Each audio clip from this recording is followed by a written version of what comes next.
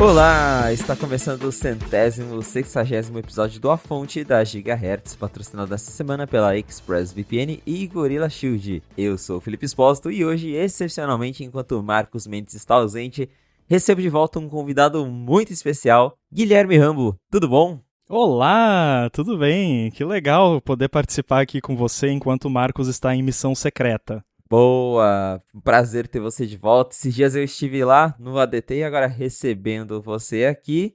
E hoje temos bastante coisa para falar, mas antes temos alguns follow-ups sobre o que conversamos na semana passada, eu e o Marcos no caso. E vou trazer eles aqui, daí o Rambo já participa da discussão também. O Marcos comentou sobre ter discordado do que o German falou, que o anel da Apple seria bom para fazer academia. E aí o Matheus respondeu que realmente para academia um relógio é bem superior, tanto que para a questão de risco de lesão, quanto para o próprio uso do equipamento em si. Porque o Marcos falou que o anel tem risco de enroscar nos equipamentos, sem contar aqui, né? Muito mais fácil de você riscar ali. E o Matheus disse que hoje ele consegue ir para academia só com o Apple Watch, registrar os exercícios, controlar as músicas, sem precisar levar o celular. E agora, para dormir, um anel seria bem melhor e eu concordo com ele, que eu também prefiro o Apple Watch na maioria dos casos, mas se tivesse um anel, eu escolheria o anel para dormir, não o relógio. Nossa, mas com certeza. Eu sou que nem você, eu durmo de Apple Watch porque eu gosto de ter ali as estatísticas e tudo mais, mas é chatinho, assim, é desconfortável. Se eu pudesse ter um Apple Watch menorzinho só pra dormir, eu teria. E tem um detalhe também, eu troco, tipo, durante o dia eu uso ele no braço direito e à noite pra dormir eu uso no braço esquerdo, porque senão começa a dar uma irritação na pele por causa da pulseira, né? Fica roçando na pele, acumula suor e coisa. Então tem que manter sempre limpo e trocar de braço, alternar os braços. Mas eu nunca tinha parado pra Pô, boa. pensar, pô, o negócio da academia faz todo sentido, né? Como é que você vai levantar um peso com um baita de um anel ali que vai ter uma certa espessura, porque tem coisas dentro dele, né? Então, tipo, você vai pegar um peso de 100 quilos ali, vai detonar o anel em 5 minutos, né? É, exatamente. Então, para academia não é o melhor cenário, mas para dormir eu também. É isso que você falou do Apple Watch passar o dia inteiro no pulso, é bem verdade. De vez em quando você sente ali que tá coçando, aí eu falo, não, agora tá na hora de eu tirar, lavar o pulso, deixar o pulso respirar um pouquinho. Mas eu nunca tinha pensado em trocar de pulso. Faz sentido, vou tentar fazer isso numa próxima. Mas quem sabe um dia a gente tem aí o anel da Apple para usarmos enquanto dormimos, porque a parte de estatística de sono é muito legal. Eu acho muito bacana. Uhum. Eu não ligava muito, até justamente por isso, por não ter o costume de dormir com relógio. Mas eu falei, não, vou começar a dormir para ver. E é muito bacana porque a partir do sono, ainda mais agora que tem aquele app, o Vital, se eu não me engano, eu não lembro o nome dele em português, mas Eu uso que vai te Pillow. mostrando ali. É, o Pillow também, Gentler Streak também mostra algumas coisas, então acho incrível que esses tempos eu ia ficar resfriado e o Apple Watch adivinhou assim, uns 2 dias antes, com base ali no meu sono, nas análises que ele coletou, ele falou, ó, seu sono foi meio ruim, seus batimentos assim, então outra, 2 dias depois eu tava resfriado, então Caramba. é muito interessante ter essas estatísticas. Quando tiver uma IA que analise tudo isso, que a Apple tá trabalhando, a gente já ouviu rumores a respeito, vai dar para prever muita coisa com base em sono, porque eu já reparei também isso, porque você se infecta, eu não sou, né, disclaimer, não sou médico, não sou o Dr. House, nada disso, mas quando você se infecta, o vírus infecta você um bom tempo antes de você ter sintomas. E no sono dá pra perceber. Comigo é bem assim também. Eu fico meio. Eu até percebo assim que eu dormi meio mais ou menos. Daí, uns 2, 3 dias depois, dá uma gripe, um resfriado. É bem assim mesmo. Então, uma IA analisando isso poderia dizer: Ó, acho que vai rolar um negócio aí. Pois é. Agora, seguindo aqui com os follow-ups, o Ian mandou pra gente sobre eu ter reclamado que eu sinto falta do Launchpad. Eu acho que eu sou a única pessoa que aparentemente sente falta, porque todo mundo com quem eu converso fala, Launchpad não usava, nunca me acostumei, sendo que é super antigo, mas tem uma galera que diz que não era acostumado, porém eu gostava. E aí o Ian comentou que resolveu o problema dele colocando a pasta aplicativos na dock do Mac e colocando a visualização em grade. Assim ele consegue ver todos os aplicativos com os ícones e nomes em ordem alfabética, que não é a mesma coisa, mas ajuda bastante. E aí eu escrevi lá na Macworld um tutorialzinho que tem um jeitinho de trazer o Launchpad de volta, pelo menos no Beta 3, que você desliga o Spotlight novo e aí, por consequência, ele traz o Launchpad. Então, para quem gosta do Launchpad, tem um jeito, mas aí, por consequência, você perde o Spotlight novo, então acaba sendo uma troca que daí eu também já não sei se vale a pena.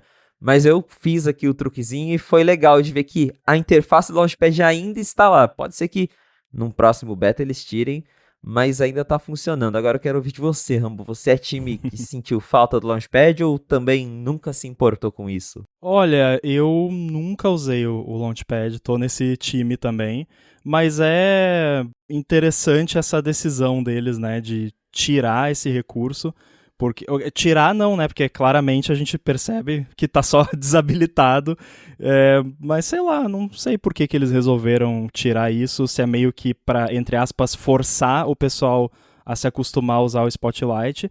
Porém, vendo quando eu vi esse seu post, eu pensei que é uma boa oportunidade para developer terceiro fazer, porque não tem nada de muito especial que o Launchpad faça, além de ser um launcher, basicamente. Então não sei, né? As famous last words, né? Não seria um projeto tão complicado de fazer. De repente, até pedir pro Maya, aí, Felipe, pede pro Cloud fazer para você em Boa. SwiftUI, porque felizmente no Mac isso ainda é possível, né? No iOS a gente sabe que a Apple não deixa, mas no Mac ainda daria para fazer um launcherzinho.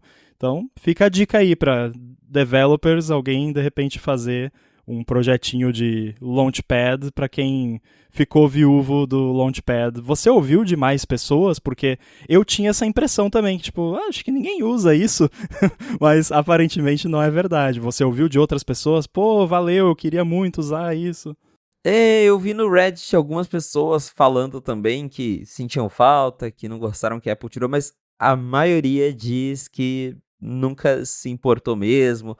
Que eu, assim, convenhamos, né? O Launchpad, quando a Apple colocou, era muito aquela ideia de, vamos tentar aproximar o iPad do Mac, mas a interface do Mac não é touch, né? Então você ter ali uma home screen com apps grandões, dá vontade de tocar na tela, mas não é assim que usa. Então talvez no fim das contas, a galera que tá acostumada a usar computador nunca se acostumou com o Launchpad e pode ser por isso também que você falou de, pô, o Spotlight novo tá diferente, vamos fazer a galera usar e aí força todo mundo a buscar aplicativo dentro do Spotlight. Eu imagino também que a Apple não teria cortado assim esse recurso se eles não soubessem que pouquíssima gente usa. Então eles devem ter lá nos analytics deles que, sei lá, 1% dos usuários visitam o Launchpad uma vez por semana no mínimo, alguma coisa assim. E aí, galera, acho que não vale a pena, né? Eu até dei uma fuçada quando eu vi o seu post, eu fui ver, pô, será que tem algum outro jeito de trazer ele de volta sem, né, ser uma solução tão tipo, tem muito trade-off, né? Porque muita gente vai querer o Spotlight novo, mas quer o Launchpad também, né? Você quer o seu bolo e quer comer o bolo também. Então, eu acho que não tem, viu? Eu dei uma bela fuçada ali. Porque o Launchpad, na verdade, ele é o dock que faz aquela interface. Então, tipo, fica dentro do dock. E aí lá dentro ele verifica aquela flag que você descobriu como desliga. Então, acho que quem quiser Launchpad vai ter que ficar sem Spotlight novo por enquanto. Isso até a Apple, né, reverter tudo e aí não tirar o jeito de você reverter, porque tem certeza que até a versão final vão acabar tirando isso. Talvez não deu tempo de tirar, né? Ficou ali escondido só, mas acho que eventualmente eles tiram esse código porque vai ficar sobrando ali no sistema. Sim. Não vai fazer muito sentido. E continuando aqui, agora sobre o investimento da Apple no filme da Fórmula 1, que Marcos Mendes e eu já conversamos bastante sobre isso. E recentemente saiu uma reportagem da Business Insider falando que a Apple está pronta para dar um lance para adquirir os direitos de transmissão da Fórmula 1 lá nos Estados Unidos. O contrato atual é da ESPN, que paga aí cerca de 90 milhões de dólares anuais e esse acordo está chegando ao fim. Com isso, a Apple está pronta para dar um lance de 150 milhões de dólares e, segundo as fontes da reportagem, tudo indica que a ESPN não está a fim de cobrir esse valor.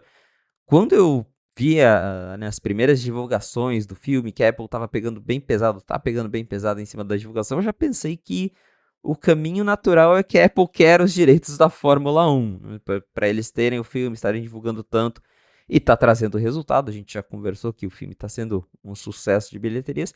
Acredito muito que para a Apple faça sentido, de fato, ter os direitos de transmissão. Ela já tem ali os direitos de alguns esportes menores, está conseguindo umas coisas maiores, e dá para ver que a ideia deles é, de fato, se tornar esse hub de esporte. Mas eu só consigo ficar pensando na choradeira da galera se isso acontecer, porque, nossa, o pessoal odeia quando muda essas coisas. Aqui no Brasil mesmo, se eu não me engano, não acompanho muito, mas eu sei que Fórmula 1 é da Band. Aí eu acho que a Globo vai voltar a transmitir, ou já voltou, e o pessoal já reclamou muito sobre isso. Eu fiquei, nossa, se acontece um negócio desses com a Apple, o que vai ter gente falando que, reclamando, vou ter que comprar, sei lá, a Apple TV agora pra assistir Fórmula 1. Acho que o pessoal não ia ficar muito feliz, mas o Tim Cook com certeza vai, né? Eu acho que eles perceberam que tem muita grana pra ser feita nesse mercado e tem uma coisa que, assim, você. Claro que não é tão simples, mas é basicamente: se você tiver dinheiro, você vai lá e compra o negócio, né? Não é. É diferente de, sei lá, pô, a Apple devia comprar a OpenAI pra. Não é simples assim, não dá. Tem até questão regulatória que não deixaria, talvez. Esse lance de direitos de transmissão é bem mais simples. Quem dá mais dinheiro, e é isso, né? Basicamente. Então a Apple tem muito dinheiro, então vamos usar esse dinheiro. Mas eu fico bem curioso para ver como é que vai ser a reação do pessoal mesmo, porque tudo que tem fãs muito, né, apaixonados assim, quando rolam essas mudanças, a galera realmente fica às vezes muito chateada. E ainda existe, eu não sei se você ainda percebe isso, mas eu ainda percebo que existe um preconceito com TV Plus, das pessoas acharem que para você assistir TV Plus, você tem que ter um iPhone, tem que ter algum produto da Apple. Sim. Sendo que hoje em dia qualquer TV smart mais simplesinha que você compra já tem lá o Apple TV. Acontece muito. Eu ouço de amigos, às vezes, mas eu não tenho o negocinho lá da Apple de ligar na TV, né? Eu não tenho um computador. Eu falo, não. Se olhar na sua TV, tem lá, aplicativo Apple TV, dá para entrar pelo Safari, né, pelo navegador, Google Chrome, que seja. Você consegue usar o Apple TV Plus em vários outros lugares, então não é bem um impedimento, mas o pessoal tem esse preconceito mesmo. E Rambo, você assistiu ao filme da Fórmula 1? Porque eu ainda não vi. Não vi ainda. Eu fui no cinema ver o filme do Super-Homem lá e eu vi que tava em cartaz no cinema aqui, mas não sei, assim, seria uma experiência legal ver no cinema. Tem um amigo meu que ama a Fórmula 1 e aí eu fui perguntar pra ele do filme, porque eu imaginei que ele ia ter interesse, e aí ele falou que ia assistir em IMAX. Aí já é outra Hum, parada, né? Então é. se eu tivesse uma oportunidade dessas, talvez eu iria, porque eu me interessei muito pelo filme, eu não tenho o mínimo interesse por Fórmula 1, mas eu me interessei pelo filme, porque o filme teve uma produção bem diferenciada, né? O lance das câmeras que a Apple fez. Então eu fiquei bem curioso, mas acho que eu vou esperar pra assistir em casa mesmo. Eu tô nessa. Eu fiquei bem curioso pela questão da produção, o lance das câmeras que a Apple usou ali, basicamente uma câmera de iPhone para gravar algumas cenas. Mas eu também não tenho muito interesse em Fórmula 1 em geral, então dá pra esperar o filme chegar no streaming. É bem E por no aí fim, mesmo. deve ser que nem Ted Lasso. Tipo, a minha primeira reação a Ted Lasso foi: mas eu não me interesso por futebol, não vou assistir. Mas não tem, tipo, não é sobre isso, né? É óbvio que o tema tá Exato. ali, mas o entretenimento não tá em você gostar ou não da parada, né? Claro que quem gosta vai gostar mais ainda. Mas curioso também é pesquisa de campo, né? Instituto Data Rambo. Eu tava saindo do cinema, que eu falei que eu fui no cinema, eu tava saindo, e aí tinha um casal na nossa frente, assim, e o cara passou pelo cartaz do filme da Fórmula 1 e falou pra mulher do lado dele: eu quero ver esse filme aqui da Fórmula 1. Então, eu tenho o data point de uma pessoa que eu vi que. E não parecia ser um. Assim, pelo jeito que ele falou, parecia ser uma pessoa que estava curiosa pelo filme, não por ser fã de Fórmula 1. Então acho que talvez até esse filme tenha criado novos aficionados por Fórmula 1, de repente, né? Quem sabe? Você comentou de Ted Lasso e o meu sentimento era o mesmo. Eu demorei pra assistir por conta da resistência do tema. Que eu ficava, gente, série de futebol, o que eu quero ver com isso, né? E no fim das contas, não tem nada a ver, né, entre aspas, sobre futebol. É uma coisa bem mais engraçada, divertida. O futebol tá ali no meio, então talvez o filme ele, da Fórmula 1 seja algo parecido, mas acho que eu vou esperar mesmo. Vamos ver quando chegar aí no Apple TV Plus. Deve demorar um tempinho, porque como tá fazendo sucesso no cinema, com certeza eles vão querer manter lá por mais tempo. Mas chuto aí que mais uns 2 meses já deve estar disponível no streaming. Será que daqui a um tempo a Apple vai começar a fazer aquele lance de, ó, tá em cartaz ainda, tem aqui no TV Plus, mas aí você tem que pagar pra assistir antes, né, de liberar geral. Talvez eles vão começar a fazer isso. É uma possibilidade. Eu lembro que a Disney testou muito isso durante a pandemia, porque daí os cinemas estavam fechados, então eu mesmo cheguei a alugar, acho que eles cobravam assim, R$ 50 pra você conseguir assistir ao filme do cinema pelo Disney Plus, mas também depois que passou a pandemia eles esqueceram desse recurso e eu pelo menos não vi mais outra plataforma fazer, mas seria um experimento interessante para eles. Agora também não pode ser o preço de um ingresso de cinema, né? Daí é sacanagem. Daí você vai no cinema mesmo, né? Melhor. Exatamente. E agora, falando de betas, como eu e o Marcos já comentamos na semana passada, a Apple acabou de fato lançando mais um beta do iOS 26, macOS 26. E no caso do macOS 26, rolou um bugzinho que daí acho que o Rumble pode até contar mais pra gente sobre a caca que a Apple fez, porque saiu beta, mas só pra Mac Intel, aparentemente, mas teve um negocinho ali envolvendo o Rosetta. Vou deixar o Rambo explicar pra vocês. Rambo, o que a Apple fez pro beta do Apple Silicon ter atrasado tanto? Nossa, as pessoas vão ficar muito decepcionadas comigo, porque honestamente eu não sei direito o que aconteceu. Eu até fiquei bem curioso, porque não faz muito sentido pra mim o que o pessoal. É porque tem um monte de conta no Twitter que fica postando um monte de coisa, e aí um monte de coisa tá certa e um monte de coisa não tá bem certa, mas eu também não tenho tempo de ficar verificando cada coisa, até porque isso, né, no grande esquema das coisas, não é nada tão importante assim, tipo, deu um probleminha ali no update e atrasou um pouco, tipo, ok. Mas pelo que o pessoal falou, foi tipo um dos componentes do update era o Rosetta, que é para você poder rodar coisa de Intel no Apple Silicon, e aí por algum motivo deu um problema ali que a atualização não estava rolando por conta desse componente. Pode ter sido, aí tô chutando, tá? Pode ter sido alguma coisa de assinatura, que às vezes tem. Se um componente do update tiver um bit errado, ele já não atualiza, porque segurança, não pode ter modificações. Então, de repente, quem lançou o update lá fez alguma coisa errada. O que eu posso compartilhar aqui é que eu já ouvi de fontes confiáveis que esse processo de liberar updates da Apple é muito mais manual do que a gente imagina. Eu lembro que eu fiquei chocado na época, mas todo mundo que já acessou o portal de developer lá, quando lança os betas, talvez já tenha se deparado com umas coisas meio estranhas, tipo, a galera edita na mão o HTML da página para lançar os updates. Então você abre o source code da página, tem comentários assim, tipo, tem link de beta comentado para não aparecer no site, mas tá lá o HTML. Sabe, é um processo meio esquisito quando você considera, né, que embora eu não possa falar muito porque os updates dos meus apps eu também lanço tudo manualmente. Eu tenho um pouquinho de medo de automatizar demais e lançar algo que não devia, sei lá. É. Não, agora que você falou, isso explica muita coisa, porque vez ou outra aparece algo bizarro no Apple Developer, algum link errado. Mas de fato é um beta para desenvolvedor, então um atraso desses não é um grande Foi o quê? alarde Duas mesmo. horas? Nem isso, eu acho. Demorou um pouquinho ali, mas depois acabou saindo. E o pessoal do E esse. Intel, ha, né? Tipo, Tipo, agora, tá olha vendo? só. Quem tá rindo agora?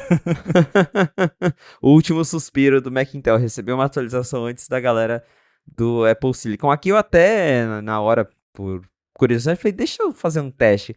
Liguei meu Mac, isso aqui também foi um rolê, né? Desliguei lá o Security Integration do Mac, fiz todo aquele rolê. Desinstalei o Rosetta, aí a atualização instalou numa boa Ah, aqui. Então, realmente, o problema era relacionado ao componente do Rosetta mesmo, mas aí é o que você falou, passou umas 2 horas, a Apple liberou ali a atualização, resolveram o problema e todo mundo conseguiu atualizar.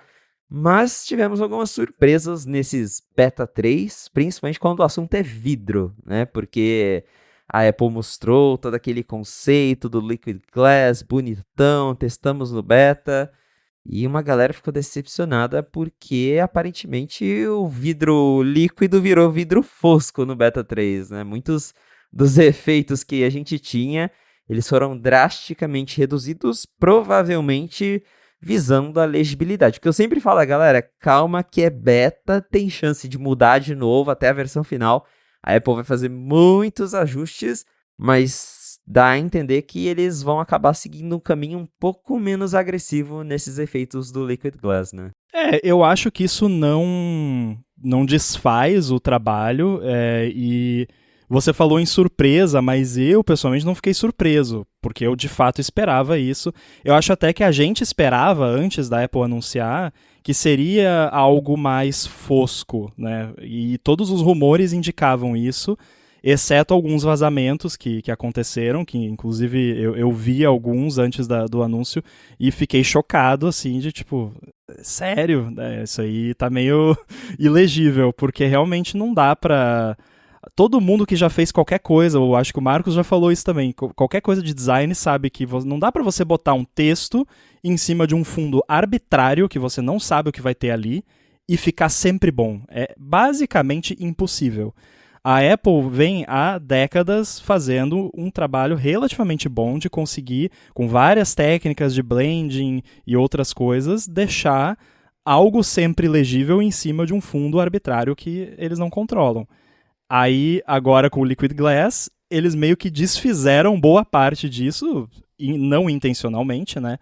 Mas ficou. Teve algumas partes ali que ficaram bem complicadas mesmo. As notificações no Beta 2 estavam terríveis. Nossa, E assim. no Beta 3 melhorou um pouquinho, mas ainda parece que, tipo, sabe o ajuste de brightness lá do Photoshop, parece que alguém pegou o slider de brightness e botou no máximo, assim, tipo, o fundo fica muito claro e a notificação clara, com texto claro, não dá, assim, tem coisas que estão bem ruins ainda, mas é aquilo, né, é beta, dá pra ver que eles estão mexendo bastante nisso, então até o lançamento oficial deve mudar ainda bastante coisa.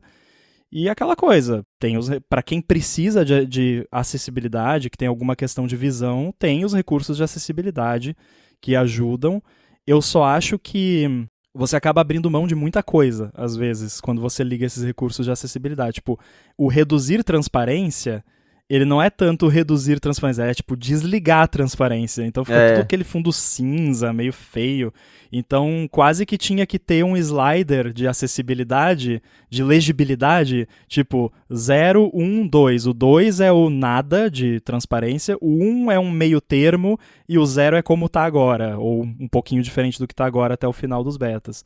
Mas, no geral, eu tô ok com o Liquid Glass, eu acho que é uma proposta divertida, deu uma refrescada no visual sem destruir completamente tudo. Algumas pessoas falaram diferente, mas eu, por exemplo, quando eu abro um app que ainda não está adaptado para o novo design, que é a maioria, né? Eu não sinto assim, meu Deus, voltei 5 anos no passado. Não dá essa sensação que nem dava no iOS 7, por exemplo. E aí você abriu um app todo esquemórfico ali, né? Então sim. eu acho que eles fizeram um trabalho bacana, mas óbvio ainda tem bastante coisinha para ajustar. No Mac ainda tá bem complicado. Tem uns degradês pretos nas janelas, assim, parece estar tá quebrado, sabe? Parece erro de renderização.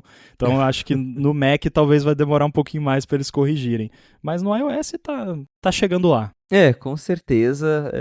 Também era imaginável mesmo que fariam ajustes, porque a legibilidade estava bem ruim. Você falou das notificações, é bem verdade. Dependendo do wallpaper que você está usando, não dá para ler as notificações. Melhorou, mas ainda vão mexer mais, provavelmente, para continuar melhorando. Vi muitas pessoas comentando na internet que seria muito bom ter esse slider de quero tudo transparente, quero meio termo, não quero nada. Mas isso também já é meio não Apple, né? Dar É. esse tipo de slider para as pessoas. Tá certo que nos últimos anos eles vêm colocando várias customizações, mas ainda assim deixar a galera escolheu o nível de transparência ali, parece já ser um pouquinho demais, então acho difícil, mas também acho que veremos vários ajustes ainda no Liquid Glass. E eu lembro muito de como foi o iOS 7, porque também o primeiro beta tinha aquela fonte finíssima que mal dava para ler o nome dos aplicativos, dos textos, que até a versão final eles deram uma engrossadinha, mudaram algumas coisas, então é sempre assim, quando tem uma mudança de interface mais radical, eles lançam, vão pegando os feedbacks e vão ajustando em cima disso. Até a versão final, o iOS 26 deve ficar um pouquinho diferente do que a gente viu na WWDC mesmo. E eu também tenho a mesma impressão, porque eu sempre lembro do beta do iOS 7, de como tinha esse choque mesmo de abrir um app que ainda não tinha sido atualizado, ele era todo diferentão, e essa mudança ela foi mais equilibrada. E a Apple também acho que fez isso até para ter mais estabilidade, talvez, porque eu lembro que o iOS 7 quebrou quase todos os apps. O beta era tenebroso, muita coisa não funcionava no beta do iOS 7. E agora não, agora você abre um aplicativo que não foi atualizado, o teclado ainda é o antigo, tudo ainda é no esquema antigo, acredito eu, já para não quebrar mesmo. Só vai mudar para o esquema novo a hora que o desenvolvedor for lá e atualizar. Então, apesar, né, desses bugzinhos, o Beta 3 até que tá bem estável aqui para mim. Eu não tive problema com nenhum aplicativo, banco, tudo funcionando normalzinho. E com isso, a gente chega na discussão de beta público. Será que vem hoje, Rambo? Olha, pode ser, né? Eu acho que tá dentro da timeline esperada. A Apple até deu uma falada sobre isso na WWDC. Vamos ver. Eu, particularmente, acho que se eles lançarem esse Beta 3 do jeitinho que tá como beta público, tá de boa, assim, porque que nem você falou. Aliás, o desse ano, merece elogios, o beta, tirando essas questões padrão de performance, aquecimento, bugzinhos de renderização, mas assim, de app não funcionar, pra mim não teve nenhum. Todos os apps que eu uso no dia a dia, até app, sabe aqueles apps vagabundos de supermercado, que faz aquele white label, nem é nativo, é app direito, mas cara, todos esses apps, por mais mal feitos que sejam, eu uso vários, assim, todos funcionaram direitinho, né? Nesses betas tá bem curioso isso, mas no primeiro e no segundo a performance geral do sistema tava tenebrosa, tava bem ruinzinha. Agora no 3 melhorou bastante, então eu acho que esse é o primeiro beta público. Se eu fosse a Apple, a não ser que eles saibam coisas que eu não sei, né? Mas assim, se eu fosse a Apple, eu acho que eu me sentiria seguro de lançar esse beta 3 como beta público. Esse tá bem mais estável mesmo. Eu lembro no primeiro beta, tava bem ruim. Olha, a bateria, assim, durava 1 hora, eu só vivia na tomada, esquentando. Agora não, agora tá usável. Claro que não tá perfeito, mas dá pra você usar o seu iPhone no dia a dia sem ter medo dele derreter na sua mão. Então, também acho que essa vai ser a build que eles devem lançar pra todo mundo. E provavelmente vai ser essa semana mesmo, porque daí acho que na semana que vem já tem beta 4. E aí a gente começa a entrar naquele ciclo semanal de beta toda semana até a versão final. Parece que não, mas já estamos na metade do caminho, né? Meados de julho, setembro tá logo ali. Esse período de beta semanal Nossa, ativou a carangueja aqui, meu Deus. Só porque eu falei alguma coisa. Deixa eu encostar aqui antes que comece a tocar uma música. Ai. Isso é uma maldição. Ih, tá tocando negócio aqui, pera aí. Isso, não corta isso na edição, deixa pro pessoal ver. Mas é uma maldição da fonte isso, né? Que bizarro. Nossa, sempre. Meu HomePod aqui sempre acorda com alguma coisa que eu comento. E a gente sempre evita falar o nome da entidade, mas não tem jeito. Ela entende alguma outra coisa e acha que é com ela. E começa a falar. Na fonte a gente sempre passa por esse probleminha mesmo. Mas, enfim, esse período de beta semanal é punk, porque é toda semana. E aí quem usa Xcode, daí toda semana o Xcode vai lá, downloading device support files. Nossa, sim. E aí o SSD do Mac pede socorro. É bem por aí mesmo. Vocês acharam que estavam livres de mim, né? Mas não, eu tô interrompendo minha missão secreta para dizer que o episódio de hoje é patrocinado pela ExpressVPN, que segue oferecendo um mês de graça para você experimentar o serviço e depois 3 meses de bônus se você acessar expressvpn.com/afonte e fazer como eu neste exato momento estou usando uma VPN, afinal não estou conectado no meu Wi-Fi, o que eu conheço, o que eu controlo, que eu sei para onde estão indo os dados, que eu não estou coletando nada de mim mesmo, os sites que eu acesso, serviços, servidores, aplicativos, nada disso está chegando ao alcance de quem está oferecendo a conexão, porque está tudo criptografado e nem ExpressVPN sabe exatamente o que está acontecendo e todos esses dados, afinal, eles são meus, né? E se eu estivesse usando streaming, eu poderia rotear a conexão por mais de 100 países que eles oferecem de servidores para eu poder acessar um HBO Max da vida aí, por exemplo, e acessar o catálogo de outros países que é diferente em relação ao catálogo que tem aqui no Brasil, isso sem perder velocidade e estabilidade de conexão.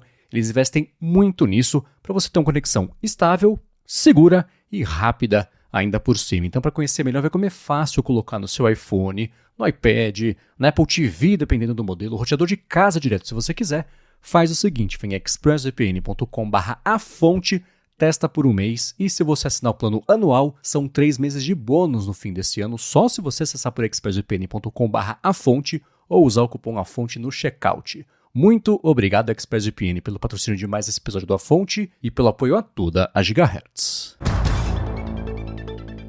Bom, e agora entrando na nossa pauta mesmo, começando com um assunto que estamos falando já há muito tempo e vamos continuar falando por mais um ano pelo jeito, porque temos o tal HomePad, a mistura de HomePod com iPad que a Apple está fazendo há um tempão, nós já escrevemos bastante sobre isso e falamos aqui no A Fonte também, mas até agora nada.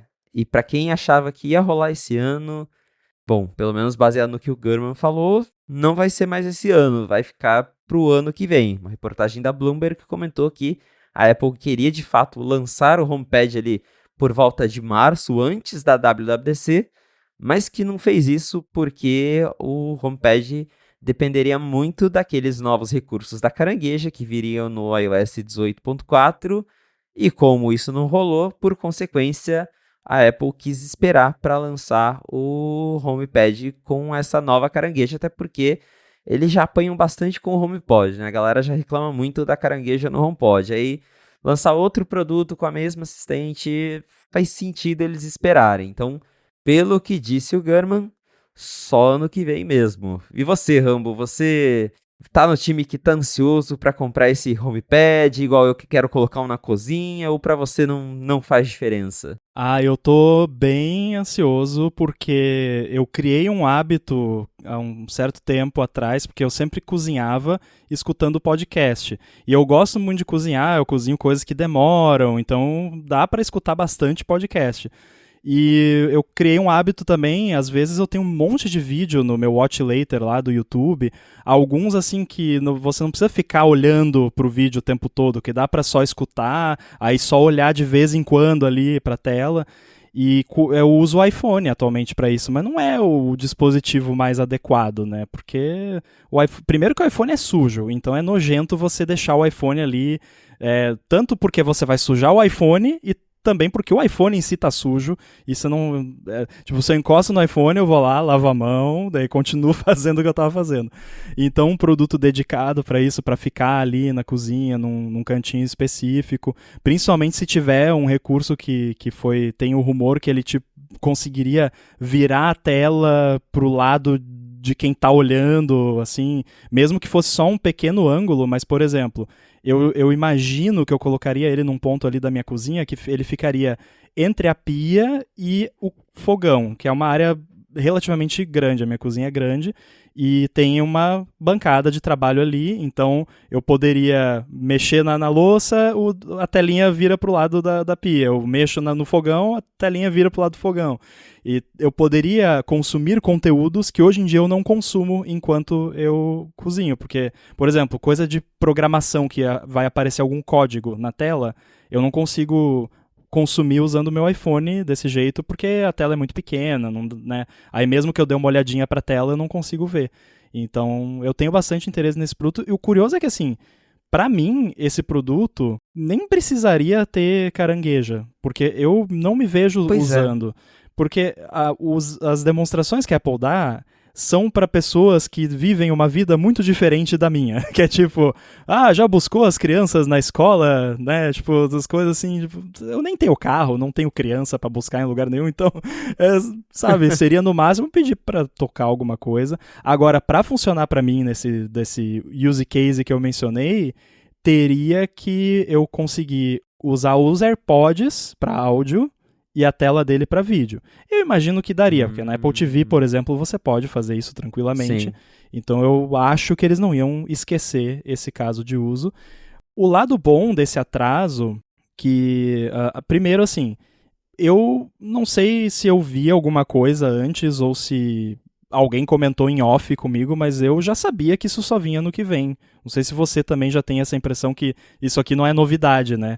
É que Sim. realmente era para ser esse ano, até o comecinho do ano ali, mas logo já desistiram e vai sendo supostamente ali com o iOS 26.4, que vai ter a nova carangueja, e aí vai ter o suporte a esse produto, e esse produto sairia com o 26.4. E pra mim faz todo sentido. Tô relativamente ansioso. Agora, o lado bom é que a Apple agora teve 2 anos praticamente, porque no ano passado eles já estavam falando bastante disso, e nesse ano eles bateram mais ainda nessa tecla dos App Intents, que tudo indica que esse produto vai usar muito isso. Então tudo que tiver App Intents, você consegue fazer usando esse produto, e aí o iPhone da pessoa que está usando, ele vai conseguir reconhecer quem é que está usando, vai usar o iPhone da pessoa. Então tem bastante potencial para ser um belo computador de cozinha. Computador de cozinha é muito bom, mas eu concordo com você, porque eu entendo lá da Apple de esperar a nova carangueja até para fazer uma divulgação mais bonita do que o produto pode fazer, e sem também fazer propaganda enganosa, igual já aconteceu e estão tentando evitar, né? Mas assim, se lançasse ele sem carangueja, não ia fazer nenhuma diferença pra mim, porque eu quero a tela justamente pra não usar a carangueja. Porque eu acho que o maior problema do HomePod, eu acho que eu tenho bastante HomePod aqui em casa, acho que eu, Rambo, estamos ali entre o top 10 donos de HomePod do Brasil. A gente encheu nossa casa de HomePod e AirPods. Mas é isso, eu não quero interagir com a carangueja. Eu queria uma tela pra pelo menos escolher a música que eu vou ouvir sem precisar ficar usando a voz, que é um saco usar a voz. Claro que a ideia é ter a nova carangueja, que vai ser muito melhor, mas se tivesse só a interação da tela ali, pra mim, já estaria suficiente. Agora, uma curiosidade que eu tenho é com o design, porque a gente já ouviu o Rambo, sei que já ouviu, a gente reportei lá no 95 Mac bastante tempo, que ele teria uma tela quadrada. Bloomberg também corroborou isso, mas eu fico pensando, tá, mas vai ser a tela quadrada em cima, que adoro esse conceito, né, que é o iPad em cima de um HomePod. Eu fico, será que vai ser isso mesmo, né, uma Eu acho tela muito em cima estranho. de um HomePod? É uma ideia muito que não me entra, né, será que vai ser uma tela quadrada com um cubinho com alto-falante atrás? E isso a gente ainda não sabe muito, mas eu fico nesse exercício criativo de tentar imaginar como que vai ser esse produto em questão de aparência. Eu acho engraçado, porque eu dei risada, muita risada, quando eu vi os primeiros conceitos que o pessoal fez, porque parece que, assim, o rumor vai ser uma mistura de HomePod com iPad. Aí o que a galera fez? Literalmente um desenho lá que é um iPad fundido com um HomePod. Então ficou muito engraçado, muito literal, assim, parece que você pediu pro Maiá, né, faz aí um HomePod misturado com iPad, tá bom, cola um por cima do outro. O que eu imaginei que poderia ser, que ficaria muito legal, eu acho, né? Não sei, vamos ver. Seria o iMac Abajur, aquele da Pixar. Que é tipo, a base dele, em vez de ser um computador. Bom, seria um computador também, mas em vez de ser, né, só a base do computador, seria uma caixinha de som, tipo HomePod. E aí ter um bracinho ali que tem uma telinha que de repente poderia ser bem fininha, porque talvez o computador em si ficaria todo na base e a tela seria de fato só a parte da tela e câmera. Eu acho que teria potencial de ser bem legal um produto com esse design. Espero que seja algo mais assim e não só colamos um iPad num HomePod, que aí seria meio bizarro. Também acho que seria mais legal ir pra esse lado do iMac Abajur mesmo, mas vamos ver, né? Provavelmente você falou aí, deve chegar com o iOS 26.4, a gente tá falando aí de março, abril do ano que vem, tem chão ainda, muita coisa pode acontecer. E dando sequência aqui, agora o assunto é Apple Vision Pro, que é outro produto que, como diria o Tim Cook, é um produto na linha, tá lá. Uhum.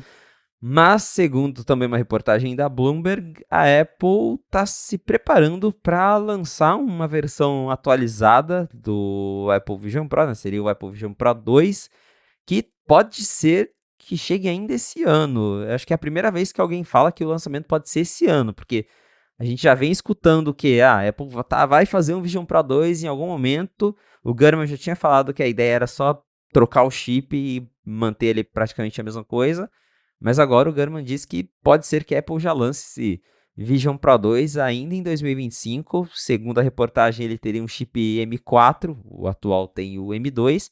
E parece também que eles vão redesenhar ali o strap, né? Eu sempre esqueço o nome disso, mas é o cinto ali que você prende o Vision Pro A pulseira de cabeça. A pulseira de cabeça, exatamente. Então ele teria ali uma pulseira de cabeça redesenhada para ser mais confortável. Tem gente que reclama um pouco da atual. Mas tá aí, para quem esperava Apple Vision não Pro, Vision Air, para quem esperava um modelo mais barato, parece que ainda não vai ser dessa vez, que o que a Apple tem em mente é só colocar um chip mais rápido no Vision Pro atual mesmo, para ver se faz alguma diferença. Claro que ela tem que, né, se ela quer manter o produto vivo, faz sentido ela trocar o chip e continuar vendendo, mas sei lá, eu penso que talvez seria a hora de baixar uns $500 no preço, ver se consegue deixar ele um pouquinho mais acessível, porque o problema do Vision Pro, eu acho que não é desempenho, né? Claro que ter mais desempenho desbloqueia novos usos, mas não me parece ser a questão principal do momento, não sei na sua visão. É aquela coisa, né? Vocês já falaram milhares de vezes aqui. É um produto bacana, tipo, não tem nada de errado com o Vision Pro. Não foi ele não é um fracasso como produto tecnológico.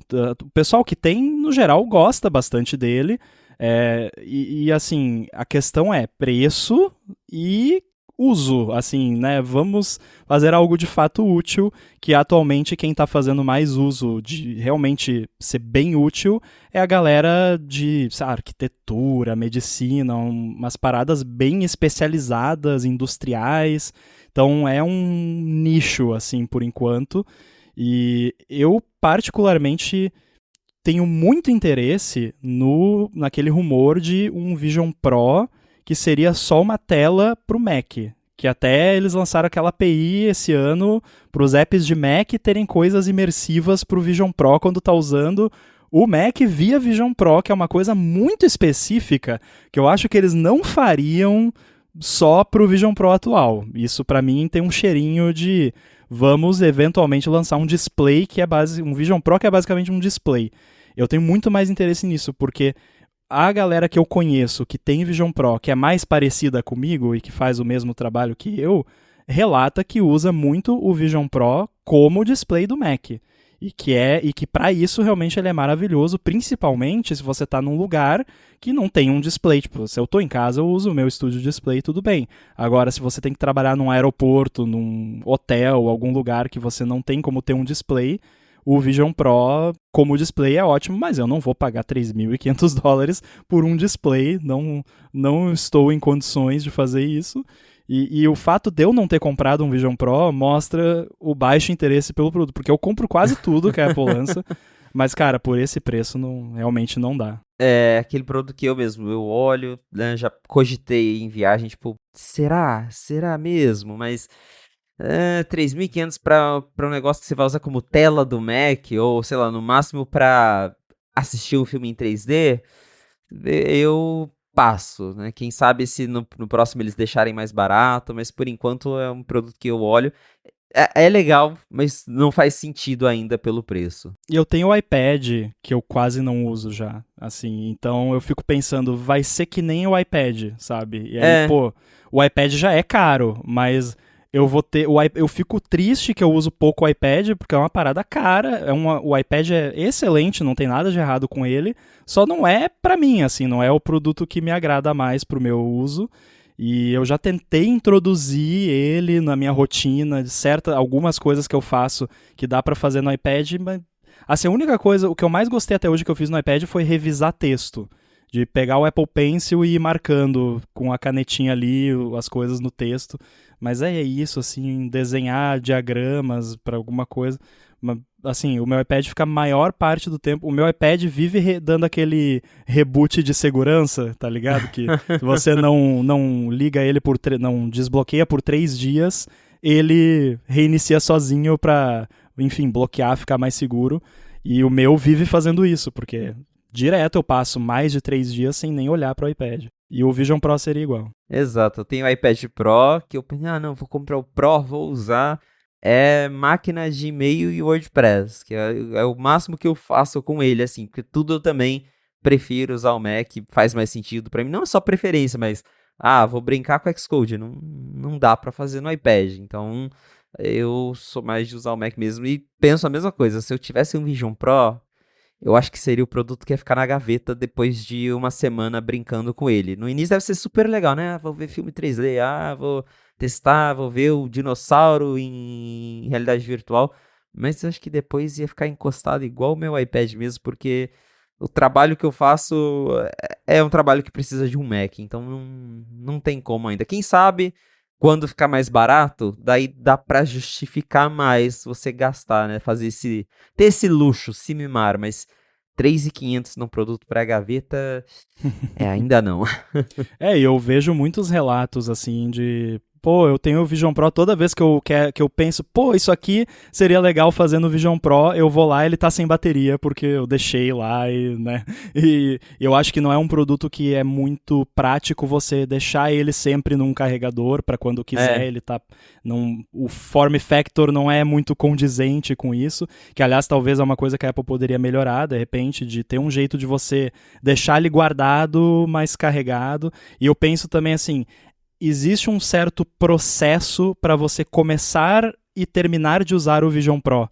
Então, tipo, é uma coisa que você veste, e não é vestir que nem você botar um óculos, uma camiseta. É todo um esquema, tem que dar uma ajustadinha ali, e eu acho que eu ficaria desconfortável em menos de 1 hora usando ele, que é, por exemplo, os AirPods Max, que tem uma pegada parecida de design, assim, eu uso pra gravar podcast, se passa de 1h30 de gravação, eu já começo a ficar desconfortável. Então o Vision Pro eu acho que seria a mesma coisa. Eu fico tonto com coisa 3D também, então não é um produto pra mim, assim, pelo menos não por enquanto. É muito dinheiro pra ficar tonto e desconfortável. Exatamente. O William Max, que tem Vision Pro, abraço pro William, inclusive, ele comentou comigo mesmo que toda vez que ele vai usar, o Vision Pro tá sem bateria, porque ficou lá encostado na gaveta, a hora que ele vai usar, aí é isso, tem o processo de esperar carregar, daí carregou, daí coloca na cara, ajusta, deve bagunça ser o cabelo. meio chatinho. E aí você precisa trabalhar com urgência. Você não vai ficar 20 minutos preparando o produto para esperar trabalhar. O Mac, se tá ali, você abre, liga no Studio Display, aperta uma tecla, já tá ligado. Então, também não faz muito sentido pensando no meu uso. Tá aí algumas coisas que a Apple pode melhorar, mas para quem espera um novo Vision Pro, pode ser que no final do ano. Só não espere muita coisa, porque tudo indica que só vai ser um chip novo mesmo e o resto vai ser bem parecido. Agora, falando de hardware novo, recentemente o Apple Insider tinha divulgado lá uma lista de Macs que a Apple tá para lançar, que é aquela coisa que eu até brinquei. Nossa, que surpresa, a Apple vai lançar Mac M5, quem diria, né? Foi a minha reação também. Você também teve essa, porque eu comentei com o pessoal lá quando saiu essa lista que tipo, nossa, mas a gente recebe lista de, né, ou aparece em algum lugar lista de modelos. A gente nunca faz post disso, né? Tipo, na época que eu escrevia pro 9to5 Mac, eu não fazia post de, tá aqui uma lista de modelos, de códigos de modelos. Tipo, eu tinha que descobrir pelo menos alguma coisa sobre aquilo, Sim. né? Porque, sei lá, a Apple vai lançar um Mac M5, mas teve um detalhe que eu não sei se te chamou a atenção também, que foi a mudança do prefixo dos modelos de Macs M6, né? Que mudaria de J para K o prefixo, e a gente que tá nesse ramo sabe que quando tem uma mudança assim é porque tem alguma coisa que é significativamente diferente né? E o K vem depois do J, então faz sentido. É porque também tá chegando no J9, né? Já tá no J8, então de repente, putz, gente, vai acabar aqui, a gente só pode ter 3 dígitos, então vamos pro K, né? Vai pro K. Mas eu acho que tudo indica que realmente vai ter ali uma mudança significativa de displays e tudo mais. Mas o que mais vem por aí? Então, o Gurman corroborou essa lista vazada recentemente, dando ali os pitacos dele. Então, segundo essa reportagem da Bloomberg, o que a gente pode esperar, principalmente aí para a primeira metade de 2026, né, o primeiro semestre. Uma coisa que me chamou a atenção, né, que ele falou o novo MacBook Pro com M5, que geralmente MacBook Pro vem final do ano. Então, pegando historicamente, a Apple sempre faz aquele evento de outubro, máximo comecinho de novembro para lançar MacBook Pro. E dessa vez parece que a Apple vai segurar a linha M5 para o ano que vem. Talvez porque vai ter alguma mudança mais significativa, embora tudo indique que esse MacBook Pro M5 ainda vai ter o design atual. Tem rumores de que o MacBook Pro M6 vai ter um redesign com tela OLED, mas que esse próximo ainda vai manter o design atual, mas a Apple deixaria esse MacBook Pro para o início de 2026, junto com iPad Air M4. Isso também me chama a atenção porque a Apple tem dado bastante atenção para o iPad Air, que é, né, o produto ali do meio, mas dá para ver que, principalmente depois que eles lançaram de 13 polegadas, muita gente passou a comprar o iPad Air, né? Tinha uma galera que gostava de ter um iPad grande e só tinha o Pro como opção. Agora tem o iPad Air, que é mais barato, parece que tem bastante gente interessada no Air, e a Apple está atualizando ele com mais frequência. Então dá para esperar aí um iPad Air M4, um iPad de entrada com um chip mais rápido, que o Gurman não diz qual. O atual tem o A16, se eu não me engano, né? Eu já até esqueci, é tanto chip, mas eu acho que é o A16, que é um chip que não, até então não suportava lá o Stage Manager. Agora todos os iPads vão ter janelinha, né? A Apple desbloqueou o potencial do iPad, mas até então não tinha. Novo MacBook Air, com M5 também, iPhone 17e e um novo monitor externo do Mac. A gente já falou do MacBook Pro aqui, mas dá pra gente puxar também 2 assuntos, né? O iPhone 17e e o monitor. Que o iPhone 17e, eu tava pensando inicialmente quando a Apple apresentou, que ia ser algo meio iPhone SE, que é aquele iPhone que ela atualiza a cada 3 anos, quando ela tem que vender mais iPhones. Ela vai lá e lança uma versão nova do baratinho. Mas aparentemente ela vai atualizar a linha E todo ano, né? Não sei se vai mudar design, pelo jeito não, mas vão colocar ali um chip A19 para deixar ele páreo com os iPhones que eles vão lançar agora no final do ano. E um novo monitor externo, que tá meio vago, mas pelo que eu entendi, não sei se é o seu entendimento também, vai ser um update pro Studio Display e não pro Pro Display XDR, né? Tomara, né? Porque o Pro Display XDR, particularmente, eu não tenho interesse porque ele é muito fora da realidade do que eu preciso. É muito mais poderoso do que eu preciso num display. E é até um pouco grande demais também. Para mim, o tamanho do Studio Display é perfeito. E porque eu não sou aquela pessoa que gosta de ter 1000 coisas abertas ao mesmo tempo, 5 monitores. Um display grande tá bom, assim. E o que eu gostaria seria um Studio Display, talvez com o mini LED, né, um painel mais bacana, de repente uma taxa de atualização maior que 60 FPS, seria bacana também. Não é deal breaker para mim não ter o ProMotion, embora quando eu uso o Mac como laptop, eu percebo a diferença, e percebo a diferença do mini LED também, que realmente a profundidade dos pretos é bem melhor, tem o HDR também. Então eu gostaria desse monitor. O lance do iPhone é curioso, que eu imaginei que eles não iriam fazer isso, porque tem um risco que é assim, se todo ano lançar, mais ou menos na mesma época, o iPhone qualquer coisa tem uma galera que vai ficar, então eu não vou comprar agora, vou deixar para comprar, né, que justamente no trimestre importante, que é dos holidays lá, né, do Natal e tudo mais. Então não sei, mas também, por outro lado, eu acho que o público é bem diferente, né, mas quem tá precisando atualizar o iPhone por causa de performance, que, pô, meu iPhone tá muito velho, não tem Apple Intelligence, sei lá, não roda a versão mais recente, quero atualizar. De repente é o tipo de pessoa que esperaria sair o modelo E, porque vem com o chip e sem as firulas que para essa pessoa não vão fazer diferença. Então, pode funcionar. O rumor dos MacBooks é bem aquele tipo que a Apple odeia e que a Apple usa como argumento para por que vazamentos são ruins. Porque o fato de vai ter MacBook Pro com o chip M5 e vai ser o último com o design atual, me faz não considerar atualizar, porque eu tava pensando assim, acho que quando sair o M5 eu vou atualizar o meu Mac, que eu tenho um M2 Max e perfeito, não sinto falta de nada, mas se vai ter um M6 um ano depois com um design novo, com tela OLED, aí eu já fico assim, não vou atualizar agora pro M5, porque o M2 Max aguenta mais um ano, a não ser que eles coloquem algum recurso muito maravilhoso que não vai rodar no meu Mac. Aí, de repente, eu considero, mas sem isso, vou segurar aqui que tá legal. Eu tô nessa também, eu tenho o M2 Pro, né, cogitei e falei, não, aguenta mais um ano, que até isso, eu não sinto engasgo no meu Mac pra nada, porque eu faço... Ele lida muito bem, eu edito vídeo numa boa, não trava, tá perfeito. Mas é questão de estar ali atualizado, sempre vem uma coisa, ou eventualmente vai chegar alguma coisa que vai precisar de chip mais novo.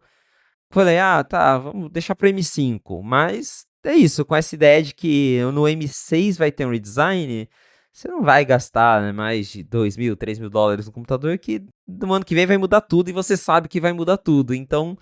Também vou tentar ser forte e esperar a geração M6 para trocar. E é incrível o que a Apple fez com o Apple Silicon, né? Porque eu sempre brinco com o Marcos. Eles vão ter que inventar alguma coisa pro M1 deixar de ser bom. Porque todo mundo que eu conheço que tem Mac M1 tá tipo, não vou trocar pelos próximos 10 anos. Essa máquina tá ótima. Então, óbvio que algum dia vai chegar um momento em que vai ter uma versão nova do macOS, alguma coisa que vai começar a exigir mais desempenho, mas eu ainda tenho o Air M1 aqui, foi o meu primeiro Apple Silicon Mac, tá aqui guardado, de vez em quando eu pego ele para computadores de backup, né?